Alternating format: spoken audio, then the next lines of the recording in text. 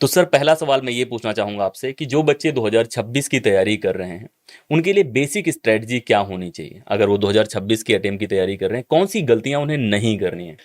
देखिए, जिन्होंने 2026 देना है, हुँ, उन्होंने, आप जैसे अब्राहम लिंकन के शब्दों में आपने कहा था, वो कुल्हाड़ी की धार करने वाले समय को पार कर चुके हैं। अब ये मुझे पता नहीं कि इस बीच उन्होंने कुल्हाड़ी की धार को तेज की है अथवा नहीं। अगर नहीं तेज की है तो पेड़ काटना थोड़ा मुश्किल हो जाएगा।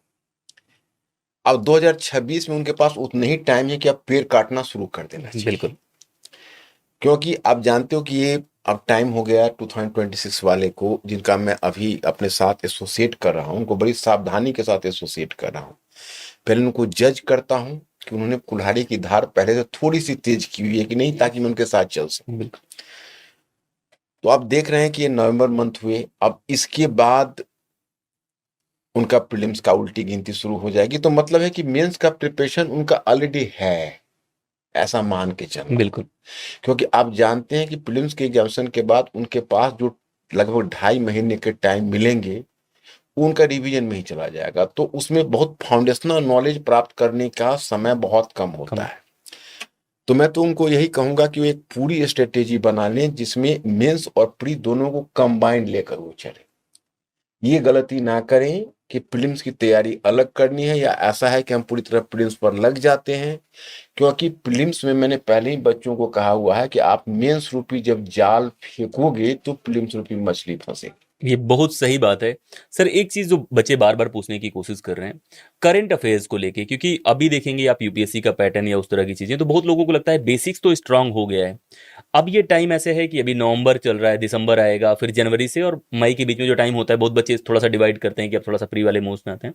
तो उनको करंट अफेयर्स को कैसे इंटीग्रेट करना है इस प्रिपरेशन में और कितना ध्यान देना है करंट अफेयर्स को लेके? देखिए संदीप, ये एक बहुत बड़ी डायकोटोमी है यूपीएससी के प्रिपरेशन में, और मैं बहुत ऑनेस्टली आपको बता रहा हूं कि जब मैं इस प्रिपरेशन में खास के पिछले 3 to 4 ईयर, जब से 2000, हालांकि मन में तो थोड़ी दुविधा और द्वंद शुरू हो गया था 2013 के बाद ही, जब सिलेबस चेंज हुआ, लेकिन पिछले 6 to 7 ईयर्स के अनुभव के बाद हम इस निष्कर्ष पर पहुंच गए कि इसका कोई निजात नहीं है कि आप इंटीग्रेट करके पढ़िए। करेंट अफेयर्स को आप बिल्कुल से एक thinking out of the box pattern से पढ़िए। आप उसके इंफॉर्मेशन और उसकी क्वांटिटी को छोड़िए, क्वालिटेटिव अप्रोच को अपनाइए। बिल्कुल सर। और जब आप ट्रेडिशनल जितने भी चीजें पढ़ते हैं तो करंट में से उतना ही लीजिए जिसको आप ट्रेडिशनल में लिंक कर सकते हैं।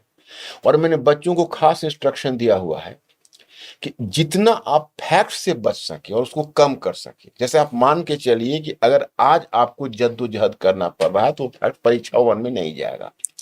एक अनुमान आपको कर लेना होगा कि कितनी क्वांटिटी लिया जाए, जिसमें हम अगर 25% 30% भूल जाते हैं तब भी तो काम आ कम जाए। से कम 20% हमारा चला जाता है, ये वैसे ही है कि उतना ही सामान उठाएं जितना आप लेके जा पाएं। जितना ही ले जाते हैं। करंट अफेयर्स को लेके एक सर ये भी भ्रम रहता है कि बहुत बार बहुत तरह की मैगजीन्स होती हैं, न्यूज़पेपर होते हैं।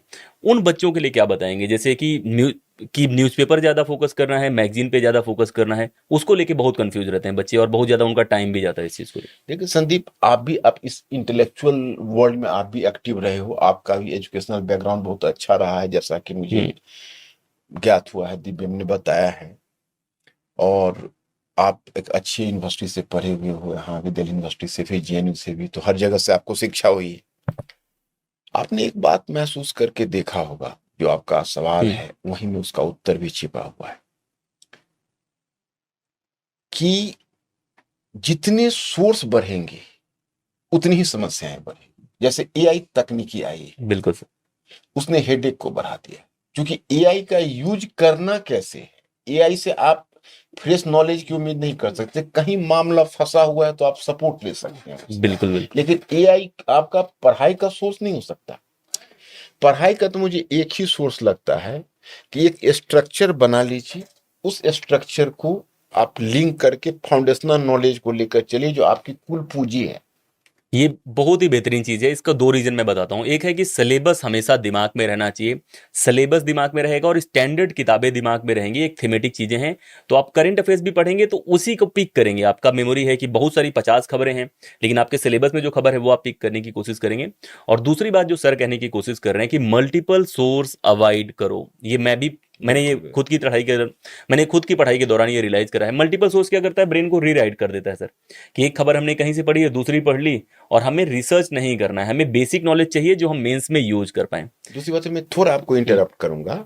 जैसे आपने एक सवाल पूछा जिसका जब मैं जवाब नहीं दे पाया, कि आपने हमसे सवाल ये पूछा कि क्या जो पेपर पढ़ना चाहता उचित है मैगजीन। मैगी तो आपने एक चीज महसूस किया होगा, न्यूज़पेपर में कुछ आर्टिकल्स इतने स्टैंडर्ड और इतने अच्छे होते हैं कि मैगजीन वाले क्या करते हैं कि उसी की नकल करके R&D वाले से बनवाते हैं। बिल्कुल। अरे उसमें तो है, वो R&D वाले उस न्यूज़पेपर आर्टिकल के साथ जस्टिस नहीं कर सकता, उसको बड़े बड़े कॉलमनिस्ट लिखे हुए होते हैं। तो न्यूज़पेपर की जो एडिटोरियल्स हैं उसमें कुछ एडिटोरियल्स बच्चे छांट के, सारा तो संभव नहीं है, 1-2 एडिटोरियल्स जरूर पढ़ता रहे। ये बहुत ही ईमानदार सलाह है और ये सर की खास बात है। उन्होंने जो बात बोली है उसको ध्यान देने की कोशिश करना कि जो रिसर्च विंग होता है, हो सकता है कि वहां पे आपसे स्मार्ट बच्चे ना हो, और जब आप खुद कोई आर्टिकल पढ़ते हैं तो आर्टिकल जो राइटर है उससे आप डायरेक्ट बातें कर रहे होते हैं। एक दूसरा रीजन भी है सर कि जब आप किसी न्यूज को न्यूज के तौर पे देखते हैं तो आपका ब्रेन भी उसको अलग तरीके से देखता है। आप कहीं ना कहीं न्यूज कोई पढ़ेंगे, आपको तुरंत याद होने की पॉसिबिलिटी रहती है, और जब आप मैगजीन पढ़ते हैं तो थोड़ा सा लगता है यार ये रट्टा मारने वाली चीज है, उसका एक फर्क रहता है। करें करंट अफेयर की पूरी तैयारी मणिकांत सर के साथ। ज्वाइन करें जीएस मंथर इंटीग्रेटेड करंट अफेयर कोर्स अब YouTube पर, मात्र 399 रुपए के मासिक सब्सक्रिप्शन पर।